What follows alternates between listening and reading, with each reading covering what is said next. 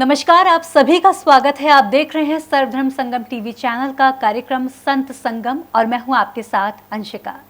तो दर्शकों, आज हम एक ऐसे विषय पर चर्चा करने जा रहे हैं जिनके बारे में हम सभी जानते हैं, लेकिन उन तक पहुंचने का मार्ग अभी तक हम सभी ढूंढ रहे हैं। जी हाँ, आज हम बात करने वाले हैं भगवान के बारे में, ईश्वर के बारे में, प्रभु परमात्मा के बारे में। इसके बारे में बात करने के लिए, इनके बारे में बात करने के लिए, चर्चा करने के लिए हमारे साथ स्टूडियो में मौजूद हैं शिवानंद भाई जी। आइए उनका स्वागत करते हैं। आपका बहुत बहुत स्वागत है। सबसे पहले तो सर्वधर्म संगम टीवी चैनल पर जितने भी श्रोता जुड़े हैं उन सभी को स्नेह भरा राधे राधे, सभी को जय श्री कृष्ण।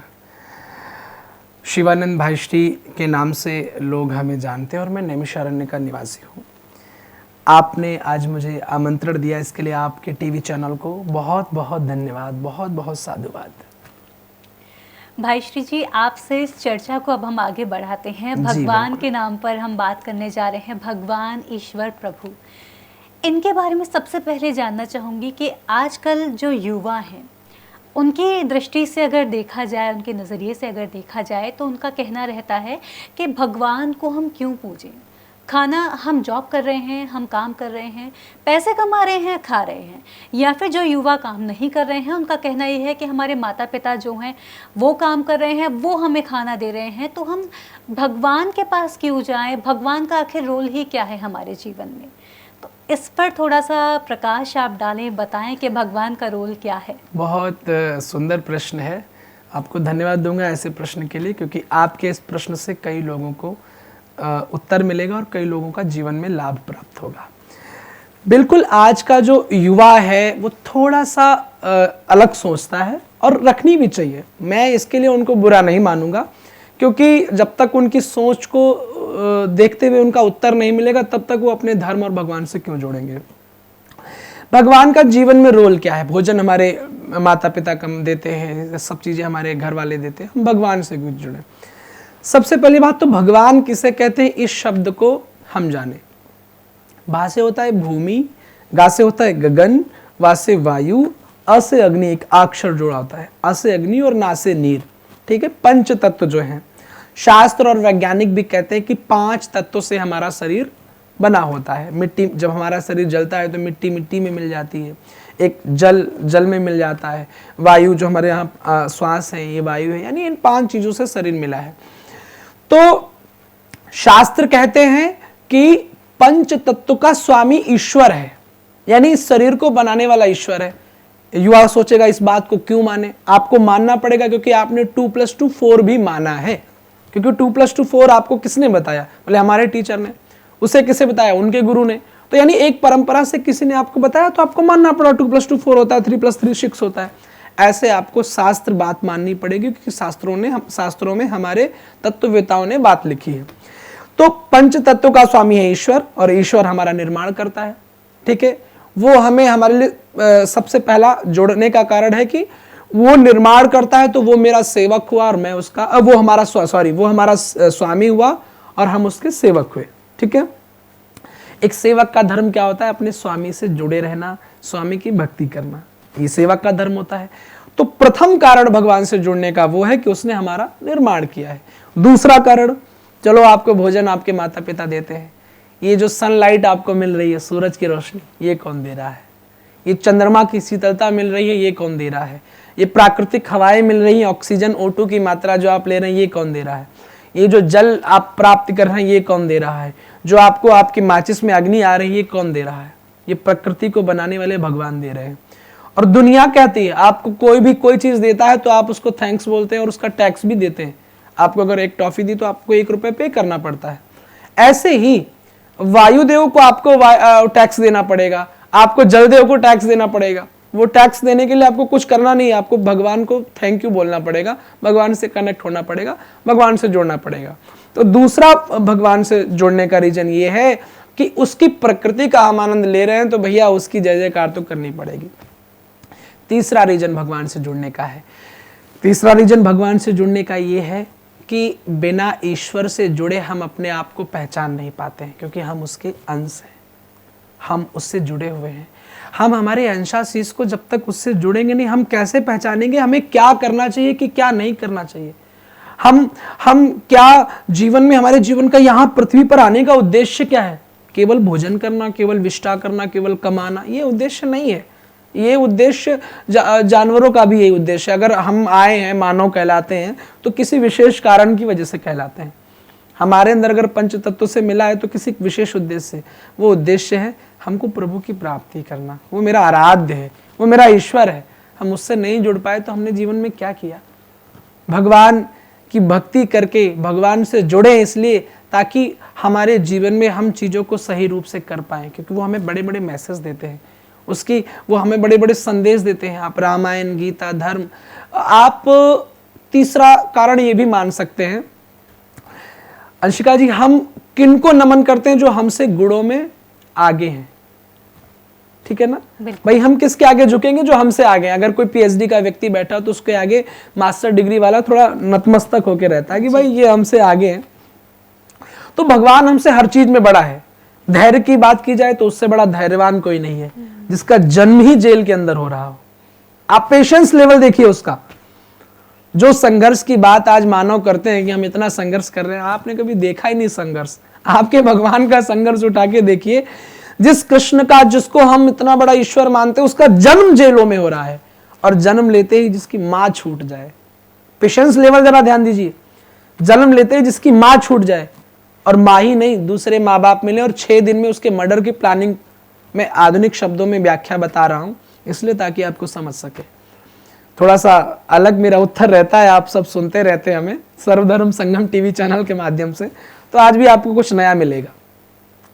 6 दिन के अंदर पूतना आई मारने के लिए वो बालक जो दूध पीना चाहता है उसको विष पिलाया जा रहा है, फिर भी वो मुस्कुरा रहा है। और यही नहीं, 4 वर्ष का हुआ तो गोकुल भी छूट गया, वृंदावन चला गया। 11 वर्ष के हुए वृंदावन भी छूटा, मथुरा आ गए, मथुरा भी छूट गई, द्वारिका पहुंच गए। जीवन में कितना स्ट्रगल, उसके बाद भी जब वो बांसुरी बजाता है तो मुस्कुराता है। ये होता है पेशेंस लेवल। बताओ मुझसे धैर्य में वो बड़ा है कि नहीं बड़ा है? तो मुझे उसके आगे नतमस्तक होना है। माँ बाप की आज्ञा पालन में कितना बड़ा है कि रात को कहा जाता है कि आपको राजा बनना है, और सवेरे बेचारे को वनवास दे दिया जाता है, फिर भी मेरे प्रभु शास्त्र स्वीकार करते हैं। बोलो मुझसे बड़े हैं कि नहीं बड़े? दान देने में कितने बड़े हमारे ऋषिगण। आप दुनिया को दान में क्या दे सकते हो? एक पैसा, वस्त्र, धन, यही तो दे सकते हो। महर्षि दधीच ने अपनी हड्डियों का दान दे दिया। बोलो हमसे बड़े हैं कि नहीं बड़े? भगवान शंकर ने अपना घर तक दान में दे दिया। हमसे बड़े हैं कि नहीं बड़े? तो तीसरा भगवान से कारण जुड़ने का यह है कि वो हमसे हर चीज में अग्रज है, हमसे बड़ा है, इसलिए हमें भैया उसके आगे नतमस्तक होना ही पड़ेगा। भगवान से जुड़ने के यही 3 कारण हैं। और तो आप समझते हैं भक्ति भाव की बातें वो तो हम करते ही रहते हैं, वो तो ज़रूरी है, पर युवाओं को समझाने के लिए ये सबसे बढ़िया विधि है कि आप इन 3 चीज़ों को जीवन में सोचिए और सोच करके भगवान से जुड़िए। भाई श्री जी, आपने बताया कि हमें भगवान से जुड़ने की कितनी ज़्यादा ज़रूरत है, और क्या कि हमें जो भी चीज़ें मिल रही है मूल उसका तो ईश्वर ही है, उसकी जड़ तो ईश्वर ही है। बिल्कुल, जो खाना, जो भोजन हमें मिल रहा है, जो प्रकृति में उग रहा है, प्रकृति में इतनी क्षमता कहाँ से आई, इतनी शक्ति कहाँ से आई? वो ईश्वर ही दे रहे हैं। मैं 2 मिनट चाहूँगा, 1 मिनट। भक्त ने कहा, जीव ने कहा प्रभु जी हमें हलवा खाना है। भगवान ने केला बना दिया, आप छीलिए हलवा खाइए। बना बनाया हलवा होता है कि नहीं? जी जी। कहा कि मुझे रस पीना है, ठाकुर जी ने गन्ना बना दिया, रस भरी। ये प्रकृति की, ये ठाकुर जी की तो देन है। बिल्कुल। तो ये भगवत सत्ता की देन है जी। तो भाई श्री जी, एक और मेरी आपसे जिज्ञासा है। आपने बताया भगवान जी से, ईश्वर से हम किस तरह का उनका रोल है हमारे जीवन में, तो भगवत प्राप्ति का सच्चा मार्ग क्या है?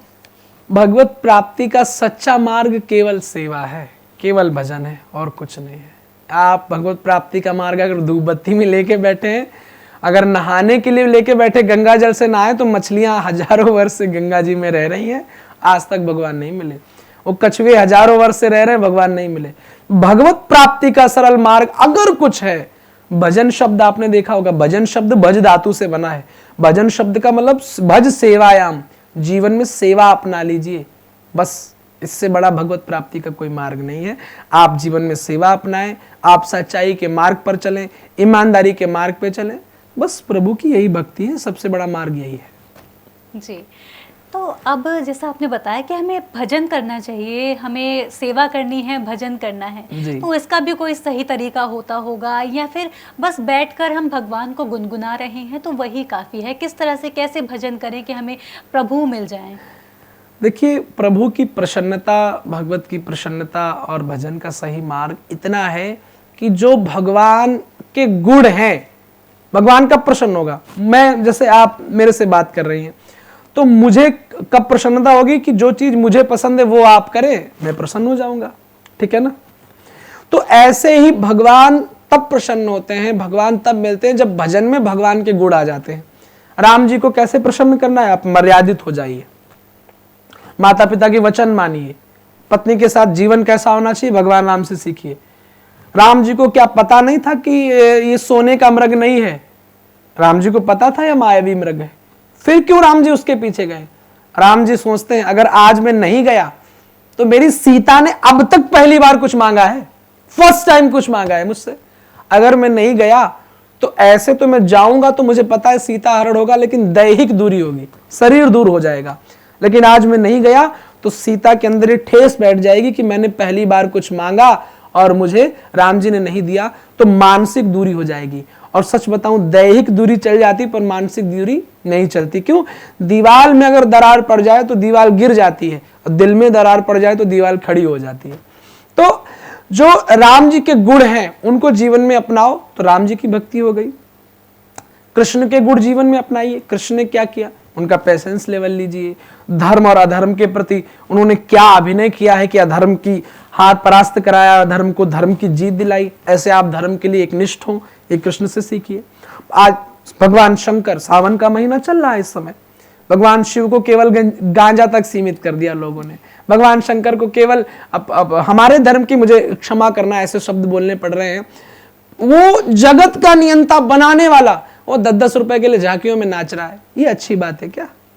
आप धर्म की बात करते हो, आप भगवान शंकर को प्रसन्न करने की बात कर रहे हो, कांवड़ उठा रहे हो, शंकर जी को गली गली में नचवा रहे हो, और फिर दूसरे लोग जब फिल्में बनाते हैं तब जाके फेसबुक यूट्यूब पे खूब जय जयकार होती है, नहीं नहीं विरोध करो, बाइकआउट करो। तुमने किया जीवन में? भगवान शिव गंजेड़ी नहीं है, उनके गुण देखिए, कितने बड़े भक्त हैं वो। भगवान शंकर कहते हैं अगर कोई अधर्मी भी एक बार भगवान नाम ले ले तो मैं उसे 3 बार प्रणाम करता हूं, ये भगवान शंकर कहते हैं।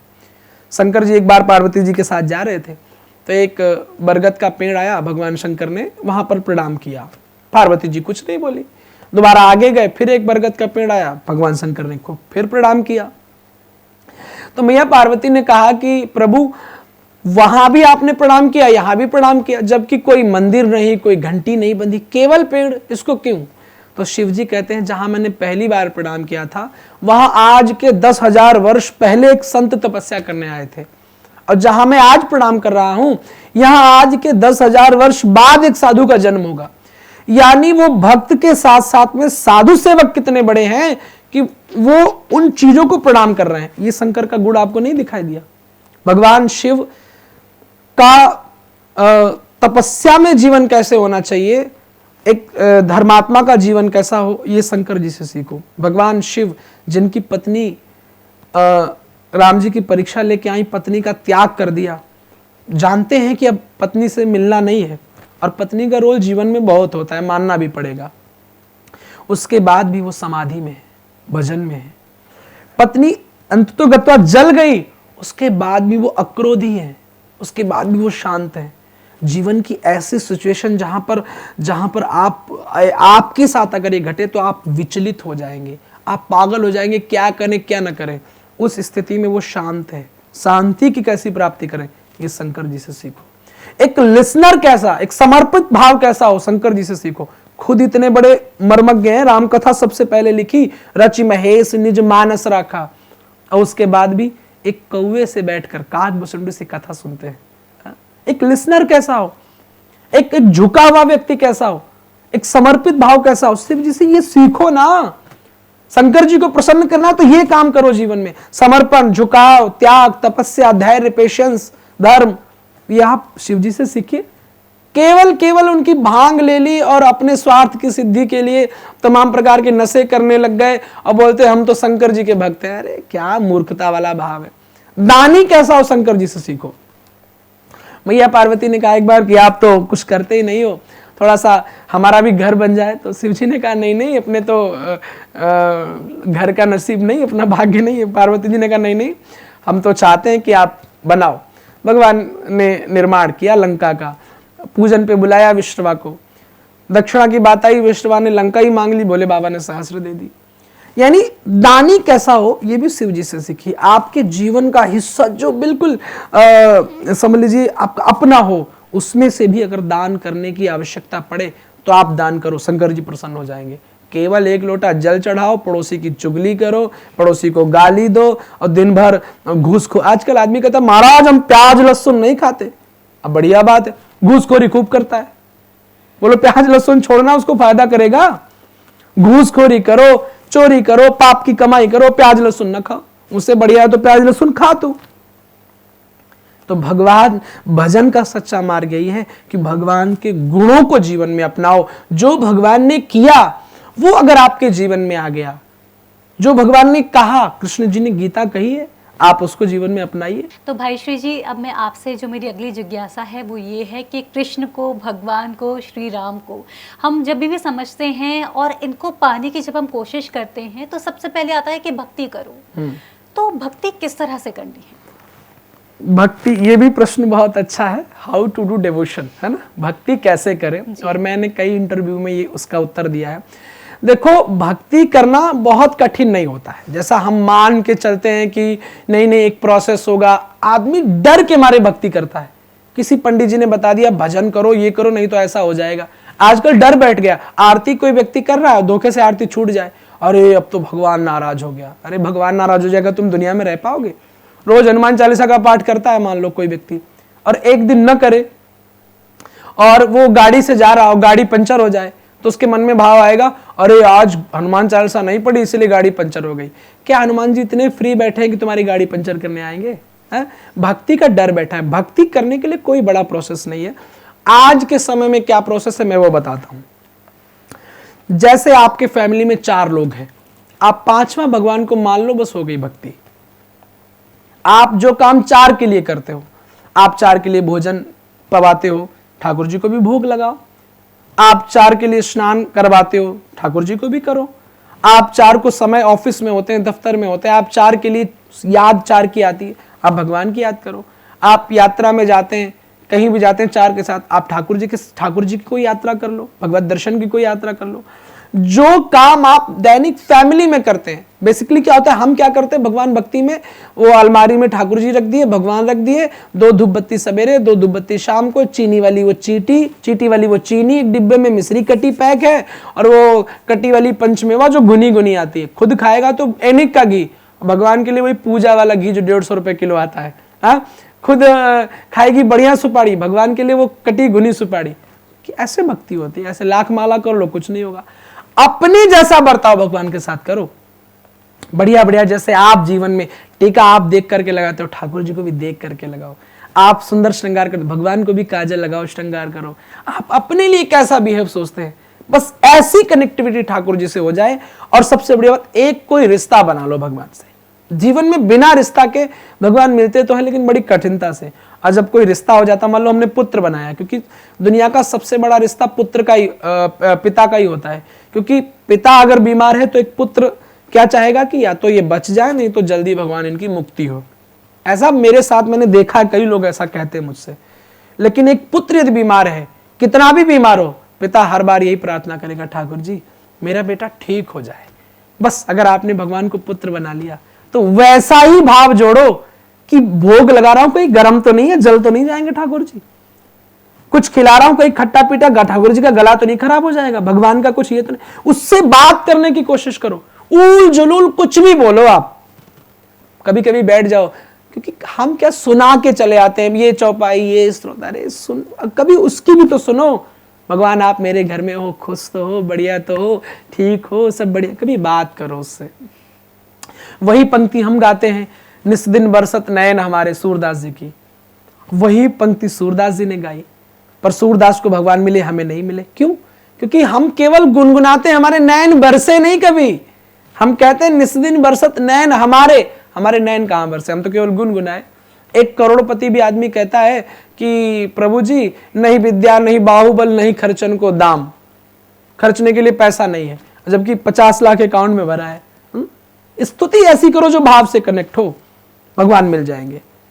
तीसरी बात, आजकल कैसे भक्ति करें? आप नॉर्मली सो के उठते हैं, आप व्हाट्सएप चलाते हैं, आप फोन चलाते हैं, क्योंकि आजकल पहला ध्यान आदमी का फोन पे ही जाता है। आप फोन पे वॉलपेपर ठाकुर जी का लगा लो। आप सुबह उठे, भगवान के दर्शन हुए, उसके बाद आप उठे, आपने नित्य क्रिया स्नान वगैरह पूजा वगैरह की, आप गाड़ी में बैठ के ऑफिस गए, आपके गाड़ी में भगवान की फोटो हो, आप देखते हुए गए। आपके व्हाट्सएप ग्रुप ऐसे होने चाहिए जिसमें भगवत चर्चा हो, आप उनसे जुड़े रहिए। आप वीडियोस कोई देखें ऐसे जो भगवत संबंधी हो। भक्ति यही है, हर समय उसमें समाये रहना, उसके ध्यान में रहना, उसमें खोए रहना, उसके चीजों को निर्वहन करना, यही भक्ति करने का सबसे बढ़िया तरीका है। और वही बात है कि आप भगवान को मानते हो, खूब कर्मकांड करते हो, पर गंदे गंदे वीडियोस देखते हो, गंदी गंदी बातें करते हो, तो ये मेरी दृष्टि में भक्ति नहीं है। सरल भक्ति यही है, तरीका यही है, आप अपने जैसा भगवान को माने।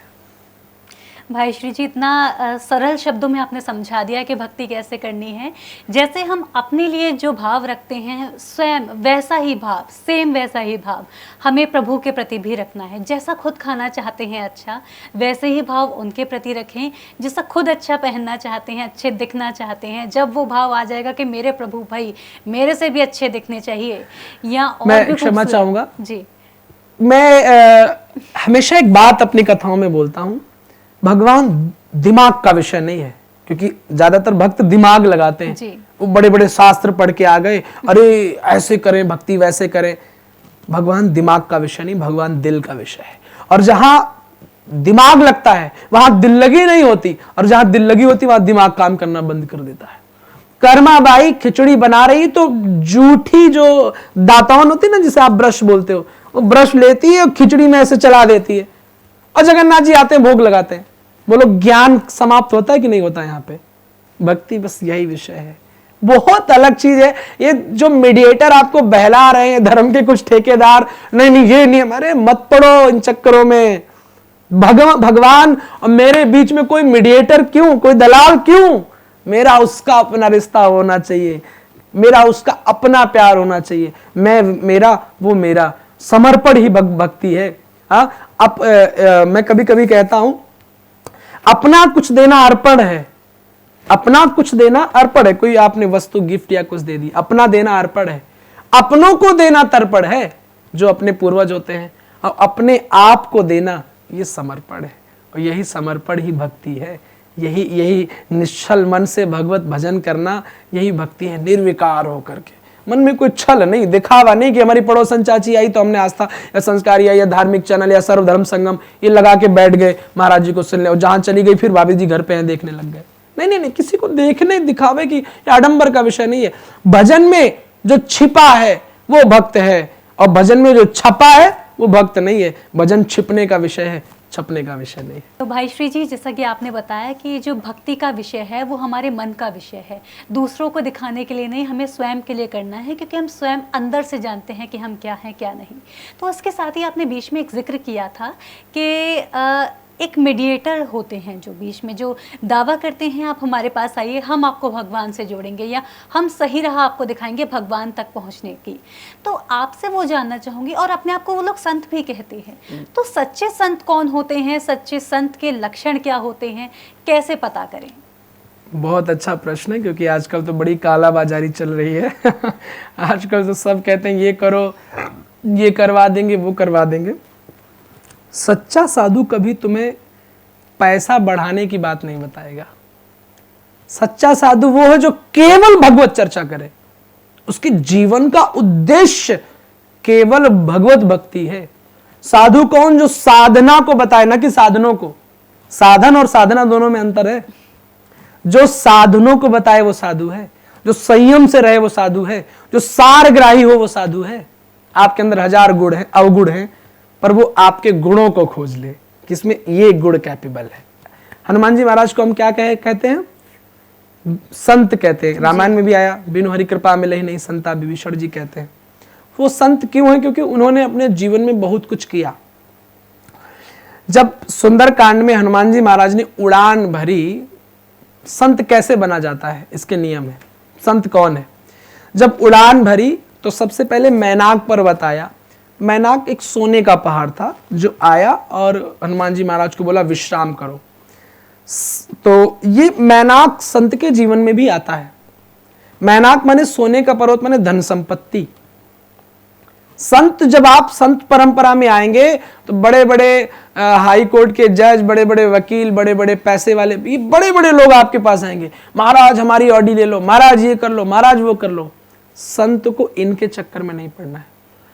मैं ये नहीं कहता कि धन नहीं लेना है, भाई धन से भी धर्म होता है, धन से भंडारे करवाते, धन से समाज की सेवा साधु करवाता है। लेकिन हनुमान जी महाराज ने छुआ मैनाक को, लेकिन वहां रुके नहीं, वहां से आगे बढ़े। यानी इसमें फंसना नहीं है। साधन खूब कमाओ पर साधना को मत भूलो, इसमें फंसना नहीं है। वो फंसे नहीं इसमें, क्योंकि भक्त जब भगवान की ओर बढ़ता है तो भगवान सबसे पहले क्या करते हैं? एक माँ की तरह है भगवान। भगवान क्या करते हैं? एक माँ जैसे जब बच्चा रोता है तो माँ सबसे पहले खिलौने डालती है, ये झुंझुना दे दिया, खिलौना दे दिया। बच्चा उसी में चुप हो गया तो माँ काम करने लग जाती है। और बच्चा उसके बाद भी नहीं चुप हुआ तो माँ सब काम छोड़ के बच्चे को गोद उठा लेती है। भगवान भी ऐसा ही है। जब आप भक्ति में आगे बढ़ोगे संत परंपरा में, तो भगवान पहले ऐश्वर्य के, यश के, नाम के, प्रतिष्ठा के खिलौने भेजेगा, लो, और उसी में उलझ गए। जीवन का लक्ष्य इतना ही रह गया कि अब 5 स्टार होटल जैसा आश्रम बनाना है। भगवान कहते हैं हाँ बस इसी में फंसा रहे, मेरे पास मत आ। संत वो है जो बहुत अधिक साधनों में फंसा न हो, जिसको अगर जमीन पे सोना पड़े तो वहां भी सो ले, और अगर किसी डल्लप के गद्दों पे सोने को मिले तो वहां भी सो ले। और वो संत चाहे वो साड़ी में हो, चाहे धोती में हो, चाहे कपड़े में हो, चाहे जींस में हो, वो कहीं भी हो सकता है। कोई जरूरी नहीं कि वो केवल पीले वस्त्र में हो। दूसरी बात, हनुमान जी आगे बढ़े तो सुरसा आई, सुंदरकांड में प्रसंग आता है। तो सुरसा आई तो हनुमान जी, सुरसा थोड़ा सा बड़ी हुई तो हनुमान जी उससे बड़े हुए, सुरसा और बड़ी हुई, हनुमान जी और बड़े हुए। ये सुरसा क्या है? सुरसा हमारे जीवन का लोभ है, हमारे जीवन की इच्छाएं हैं। इच्छाओं में थोड़ा सा आपकी इच्छा हुई आज एक ये बनवा लें, वो हो जाएगा, कल को और बड़ी इच्छा होगी, कल को और बड़ी इच्छा होगी। इच्छा कभी समाप्त नहीं होगी। हनुमान जी सुरसा से बड़े नहीं हो पाए, फिर छोटे बने, अति लघु रूप है ना, छोटे बने तो काम बन गया। संत भी बहुत अधिक इच्छाओं में लिप्त नहीं होना चाहिए। संत वो है जिसके पास बहुत अधिक इच्छाओं का संगम नहीं है, जिसकी कम इच्छाएं हैं, जिसके जीवन की कोई स्वेच्छा नहीं, कोई परवाह नहीं है कि ये खाने को मिले, ऐसा रहने को मिले, वो साधु है। हनुमान जी आगे बढ़े तो वो आई सिंहिका। सिंहिका का क्या काम था? वो परछाई समुद्र के ऊपर, जो भी परछाई जल में पड़ती थी तो वो पकड़ करके और उसको खींच लेती थी। ये भक्त के जीवन में भी आता है, संत के जीवन में भी आता है। परछाई क्या है? परछाई है ईर्ष्या। आप दिल्ली में बैठे हैं, आपका कोई रिश्तेदार लखनऊ में बैठा है, पैसे वाला बन रहा है, आपको टेंशन हो रही है, परछाई से उसकी हम जल रहे हैं, अरे कैसे हो रहा है, ये ईर्ष्या है। तो इसका उपाय क्या? हनुमान जी ने सिंहिका को मार दिया। यानी संत किसी से ईर्ष्या, जो ईर्ष्या का हनन कर दे वो साधु है। जो ईर्ष्या को मार दे, जिसका किसी से द्वेष ना हो, किसी से ईर्ष्या ना हो, वो व्यक्ति साधु है। हनुमान जी महाराज आगे बढ़े तो लंकिनी आई तो लंकिनी ने हनुमान जी को पकड़ लिया। तो कहा कि क्यों पकड़ा? बोले मेरा काम है चोर को पकड़ना। हनुमान जी ने उसको एक मारा। क्यों मारा? क्योंकि हनुमान जी ने कहा कि तुम झूठ बोल रही हो, तुम्हारा काम है चोर को पकड़ना, तो सबसे बड़ा चोर रावण तुम्हारी लंका में बैठा है, पहले उसको पकड़ के लाती, फिर हम जानते। यानी संत वो है जो झूठ का विरोध करे, जिसके जीवन में झूठ ना हो, वो संत है। बाद में श्री हनुमान जी महाराज इतनी बड़ी लंका में, रावण की इतनी बड़ी लंका, उसमें विभीषण से ही मिले। पूरी लंका में विभीषण से क्यों मिले? संत वो है जो हजारों अवगुण में एक गुण खोज ले, वही संत है। संत का तात्पर्य जो सरल है, जो निष्कपट है, जो निश्चल है। वो आजकल तो नहीं बोले कि जो भक्ति के मार्ग पे ले जाए, क्योंकि आजकल तथाकथित कुछ लोग ऐसा कर रहे हैं जो अपने आप को संत बताते, संत वेश में कालनेमी है।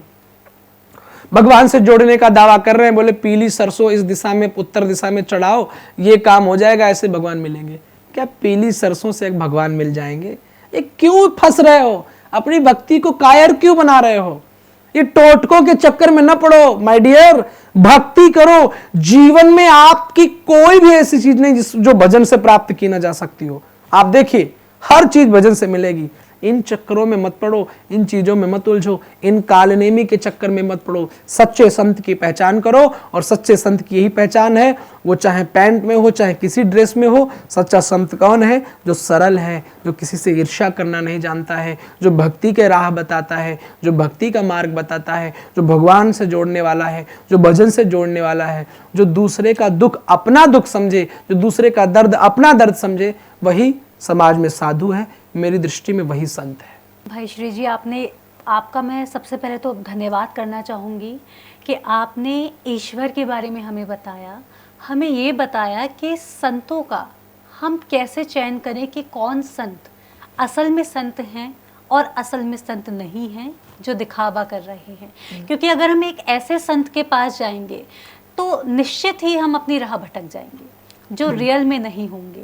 तो हम ईश्वर के करीब नज़दीक जाने के बजाय, उनके पास पहुंचने के बजाय और उनसे दूर होते चले जाएंगे, और हम आडंबरों में और फंस जाएंगे और परेशान अलग होंगे कि भगवान पता नहीं क्या क्या कर लिया, भगवान तो मिल ही नहीं रहे। दूसरी बात यह है कि हमारी परेशानी का कारण भी एक हम है। उसका एक बड़ा सुंदर प्रभाव है। हमें क्या लगता है, हमारे घर में अगर बहू बात नहीं मानी, हम बाबा के पास पहुंच गए, संत के पास पहुंच गए, बाबा जी बहू बात नहीं मान रही, अब बाबा बहू से बात मनवाएगा? ये आपके जीवन का पहलू आप इन्हें सुलझाइए। आपके घर में पैसा नहीं आ रहा, महाराज जी धन नहीं आ रहा है, कुछ उपाय कर दो। अरे वो धन ही ला लेता तो बाबा बनता, बैरागी बनता। जिस धर्म में है बैराग्य, उससे पूछ रहे हो आप पैसा नहीं आ रहा। आपको पैसा ना आने बिजनेसमैन के पास जाइए। बाबा जी बच्चा नहीं हो रहा, बाबा बच्चा देगा क्या? आप उसके अलग उपाय ढूंढिए। संत के पास केवल आज ये जो हम अपने धर्म में देख रहे हैं, बड़े बड़े लोग जो जेल के जा रहे हैं, बाबा के नाम पे जेल जा रहे हैं, इनको बनाने वाला कोई और नहीं, हम आप हैं। क्योंकि आपने अपने जीवन में क्या किया? बाबा को सिर्फ बच्चा नहीं हो रहा है, बाबा पैसा नहीं आ रहा है, बाबा जी ये नहीं हो रहा, यहां तक सीमित कर दिया। संत के पास प्रश्न भी करो तो परमार्थ प्रश्न होना चाहिए। संत स्वार्थी प्रश्न संत के पास मत करो, संत के पास परमार्थी प्रश्न करो। भगवत सत्ता के बारे में पूछो। कभी भगवान से, संत से पूछा बाबा जी भगवान कब मिलेंगे? कभी पूछा भक्ति कैसे करें? कभी पूछा धर्म कैसे करें? अंशिका जी आज इतने प्रश्न कर रही हैं, क्या इन्होंने हमसे व्यक्तिगत पूछा बाबा जी नौकरी कब लगेगी? अगर मैं ये बता पाता तो मैं अपनी नौकरी नहीं, मैं तो आईएएस होता फिर, और बड़ा बड़ा पद पे होता। भगवान से जुड़ने के प्रश्न साधुओं के पास जाओ, उनके पास केवल और केवल भगवत संबंधी चर्चा होनी चाहिए, और कोई चर्चा। हमारी परेशानी का यही कारण है कि हम उनसे भगवत संबंधी चर्चा नहीं कर रहे हैं, अनर्गल बातें कर रहे हैं। इसीलिए समाज में ऐसे ऐसे कालनेमी के रूप में जो लोग भटक रहे हैं, जो हमें शहद से भगवान की प्राप्ति करा रहे हैं, जो कटे नींबू पे लाल मिर्ची 21 दाने नग, ये दुनिया भर के आडंबर से, ये इसीलिए क्योंकि हम शॉर्टकट जीवन अपनाना चाहते हैं। हम चाह रहे हैं कोई बाबा कृपा कर दे और कल हम पैसे वाले बन जाए। भैया इन चीजों में मत पड़ो। आपकी भक्ति को कायर बना रहे हैं, आप सिर्फ भगवान को भजो, आपको सब मिलेगा। निहाल ना हो जाओ तो कहना प्यारे, एक बार ठाकुर जी से जुड़ के देखो। कोई पागल है धन दौलत का, कोई पागल रुपया नारी का, सच्चा पागल तो वही है जो पागल है बाके बिहारी का। बहुत बहुत धन्यवाद भाई श्री जी, आप यहाँ आए, आपने अपना कीमती समय दिया, भगवान के बारे में, ईश्वर के बारे में, संतों के बारे में आपने हमें सब कुछ जानकारी दी। बहुत बहुत धन्यवाद आपका। धन्यवाद सभी सर्वधर्म संगम टीवी चैनल के जितने श्रोता हैं, उन सभी को धन्यवाद, सभी को साधुवाद। आप अपने जीवन में मेरी कोई एक बात जरूर अपनाना, मेरे लिए सबसे बड़ी बात होगी, मेरे लिए सबसे बड़ी दक्षिणा होगी, खुशी की बात होगी। जय श्री कृष्ण। तो दर्शकों, इसी के साथ आज के इस एपिसोड में, संत संगम में इतना ही। आज के एपिसोड में हमने जाना कि ईश्वर का हमारे जीवन में, भगवान का हमारे जीवन में रोल क्या होता है, भगवान को प्रसन्न कैसे कर सकते हैं, भक्ति कैसे करें और सच्चे संत को कैसे पहचाने। आशा है कि आपको आज का ये एपिसोड पसंद आया होगा। इसी के साथ मैं लेती हूँ आपसे आज्ञा, आपसे फिर होगी मुलाकात। तब तक के लिए आप देखते रहिए सर्वधर्म संगम टीवी चैनल। नमस्कार।